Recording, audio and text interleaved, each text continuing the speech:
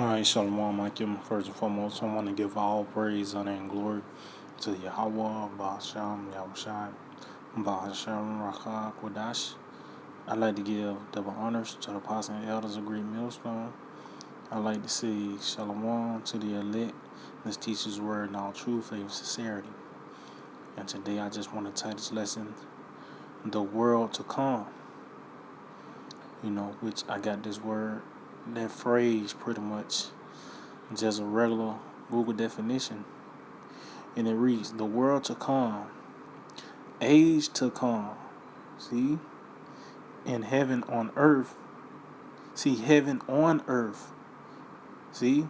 Are eschatological phrases reflecting the belief that the current world or current age is flawed or cursed and will be replaced in the future by a better world, age, or paradise. See? So you can see the world to come is pretty much the changing of the guard, so to speak. A different age, a new era. It says, it also said heaven on earth. So this is Esau's heaven, But guess what? It's gonna be replaced with Jacob's heaven, the kingdom of heaven, man. Where pretty much it's gonna be a whole new system that's gonna rise. That's pretty much on the which is on the rise right now. Matter of fact, let's get that. There's a whole new system that's pretty much is gonna arise. Pretty much after the destruction of this beast system, man. This is the book of Daniel, chapter 2, and verse 44. It says, and in the days of these kings, see, which we are in the last days, where all these kings pretty much got an hour to reign with the beast, man. This the climax of pretty much the power of these other heathens, spearheaded by Esau. Tells you that Jerusalem is going to be trodden down to the times of the Gentiles be fulfilled, and we in a time where the times of the Gentiles is being fulfilled. Their time to rule, them having power. We in that time now where it's coming to an end. We coming into a new phase, another era. It says, and in the days of these kings shall the power of heaven set up a kingdom. See? So in the days of these kings, it's going to be a kingdom being set up right in the midst of these different kings. Which that word set up right there is one of those words is to come on the scene, to arise. And that's what you see now by the way of this, starting the apostles and elders, bringing forth this word, teaching his word. So this kingdom is being set up right before their eyes. It tells you the Lord said that I will reprove thee and set them in order before thine eyes. So you seeing this kingdom being set up now. It said we shall never be destroyed. See? And the kingdom shall not be left to other people. So guess what? After this pretty much this beast system is over with. It's going to be another kingdom set up, but it's going to be a perpetual kingdom, man. That's why I say it's not going to be left to another, man. It's not going to be destroyed. It says, but it shall break in pieces and consume all these kingdoms, and it shall stand forever. And that's what's the world to come. Pretty much everlasting rulership, man. But it's not like you're going to have a McDonald's in the kingdom forever, man. Or they have cigarettes. The kingdom is going to dwell in righteousness, man. Because this heaven and this earth is nothing but wickedness, man. And this is the same thing that happened in the days of Noah. It was a certain system that was set up in that time, and it had to be destroyed, man. It had to be destroyed. That age, that system, that form of paradise, so to speak, because that's it had to go, man. Then Noah came, pretty much he was taken in exchange for that to be for a new system to come into play, man. Matter of fact, let's get that in Hebrews 11 and verse 7, and it reads, "By faith, Noah, being warned of the Most High of things not seen as yet, see, moved with fear, prepared an ark for the saving of his house, by the which he condemned the world." See, so as you can see, pretty much he was moved with fear and he condemned the world. Why did he condemn the world? According to the words of Yahweh Hashem Shai, the standard of Yahweh Hashem Shai. You know, it tells you that the wickedness was great upon the earth. And the heart of man and their imaginations was evil continually, man. So that lets you know that was a wicked system set up. So it said he condemned that world, he condemned that age, he condemned that era, man. You know? It says, by the which he condemned the world and became heir of the righteousness which is by faith. See?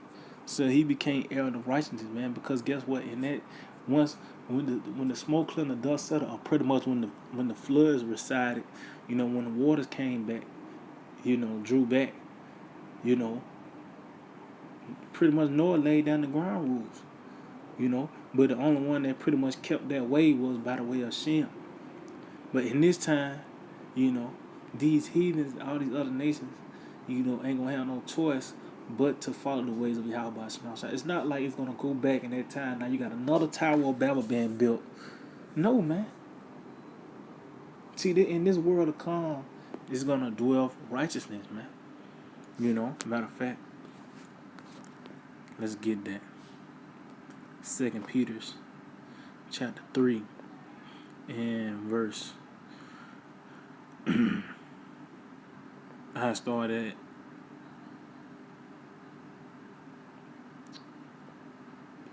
12. It says, "Looking for and hastening unto the coming of the day of Yahweh Shema Shai, wherein the heavens being on fire shall be dissolved, and the elements shall melt with fervent heat." And how that's going to be accomplished by the way of this destruction, man.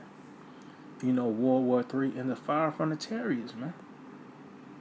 It says, "Nevertheless, we, according to his promise, look for new heavens and a new earth, wherein dwelleth righteousness." See? So that new heaven and new earth is going to be a new system in play, where it's going to be based on the law, statutes, commandments of Yahweh Hashem Shai. That's in the world to come.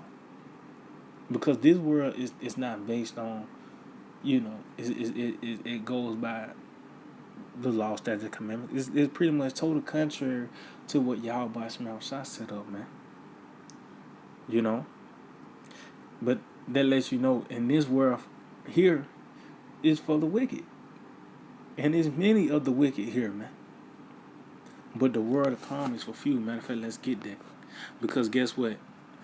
That sounds like the days of Noah to me. Because it tells you that the Lord, he only saved 8 people in that time. So that world, that it was gonna be another world set up, you know, after during those days of Noah, it was gonna actually be another world set up. You know? But it was gonna be people in that world, that previous world, that was gonna kickstart that next world, that next age, that next phase in time, man. Which we in the beginning, we actually coming into the beginning of forever. We coming into the beginning of everlasting. That's why I tell you, that's why we just read in Daniel, that this kingdom that's about to be set up, once it's established, it's ultimately gonna be forever, man. You ain't gonna look over your shoulder, you know. So this is 2 Esdras 8:1. It says, "And he answered me, saying, the Most High have made this world for many, but the world to come for few." See, so it's actually certain particular spirits in this world right here that actually was created for the world to come. You know, who actually, you know, is that few is for the ones that's gonna be a part of that first resurrection, man. You know, it says, "I will tell thee a similitude, Ezra, As when thou askest the earth, it shall say unto thee that it giveth much more whereon earthen vessels are made, but little does that gold cometh of, even so is the course of this present world. There be many created, but few shall be saved. See? Don't that sound like the days of Noah? We once again in that time, man. So it's many created, but few is gonna be saved. Why? Because that many, they love this way of life. They love this system. But the few is looking for and hastening to the day. Why? Because we're looking for new heavens and a new earth, man. A whole new system, a new way. That way of life is already being established now by the way of a mind. We got a different walk, but it's gonna be a point of time where it's actually gonna be law. It's gonna be mandatory to follow the law, statutes, and commandments of Yahweh Hashem Shai, man. Dealing with these heathen, because that part that second covenant is us having the law, statutes, and commandments within us, man. So that's how the world to come is going to be, based on the laws, man. And it lets you know these other heathens going to have to follow that. But that's in the world to come, man.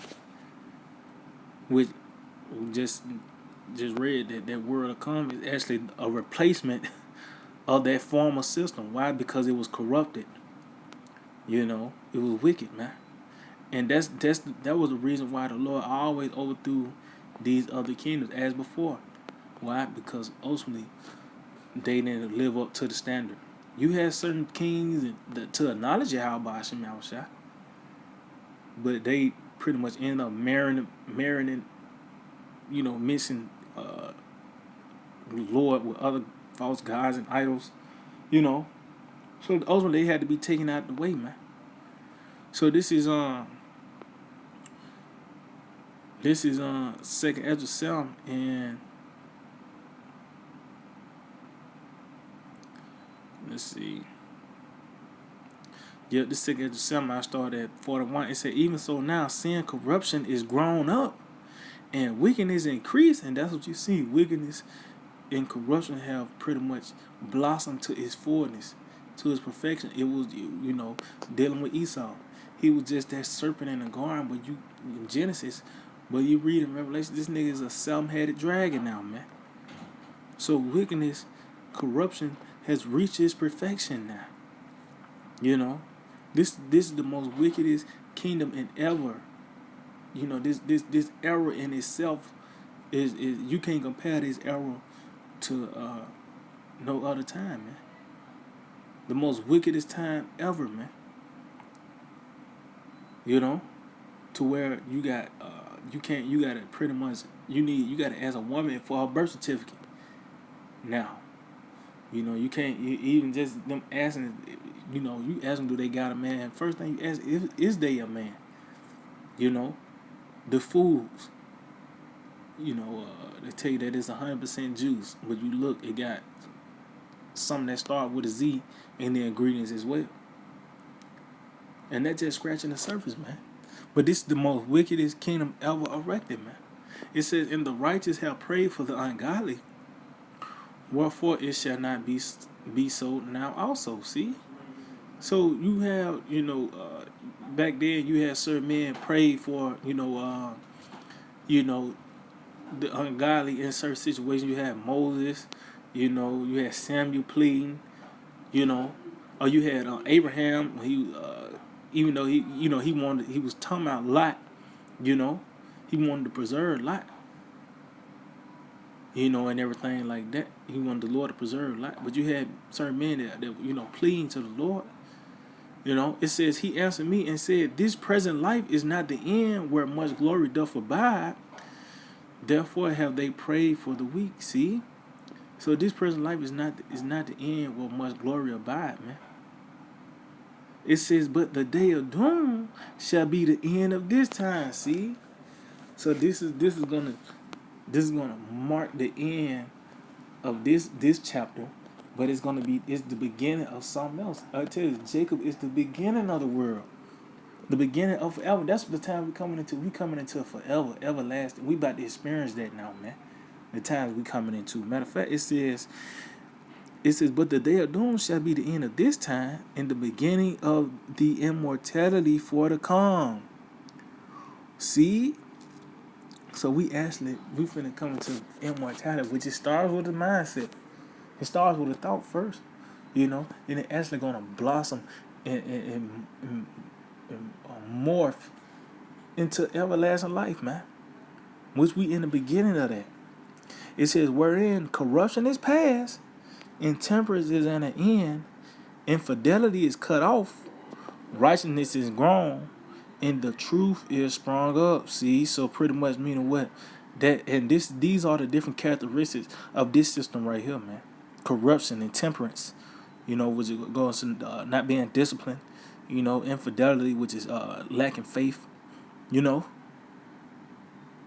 lack of faith. It got to be something tangible, These are the different characteristics of this world. Which tells you that these things are now going to be cut off. It's going to come to an end, man. It says righteousness is grown and truth is sprung up, and that's what the new system is going to be based off of. It tells that wherein everything dwelleth righteousness, man. And this is the part. This is in the world to come, man. A whole new system, a new era. The kingdom of heaven. That was the minister of Yahushua, man. Matter of fact, we'll end up on that. Because you saying preach the kingdom of heaven is at hand, that means you saying that this system gotta fall. That this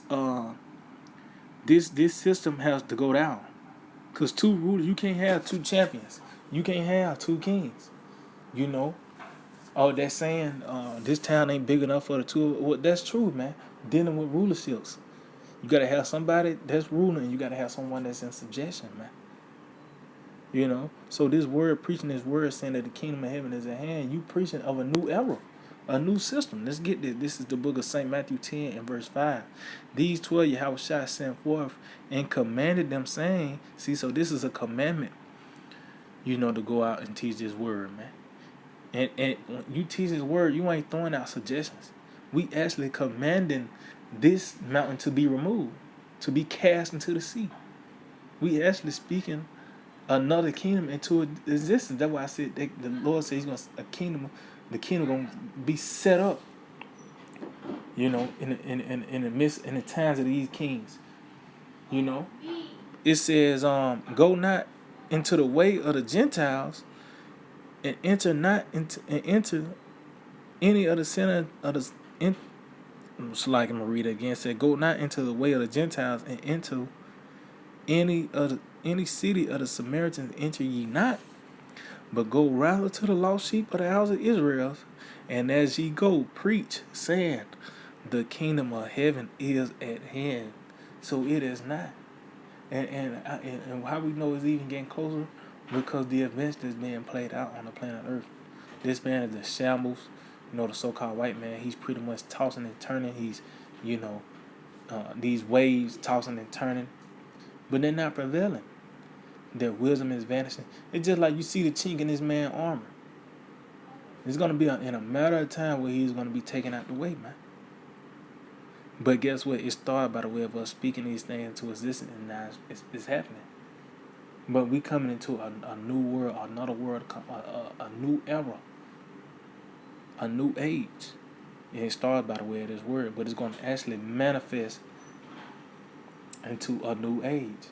So yeah, I just hope to edify. I want to give all praise, honor, and glory to Yahweh, Ba'ashem Yahushai, Ba'ashem Rakakudash. Double honors to the apostles and elders of Great Millstone. Lady say Shalom, please your let.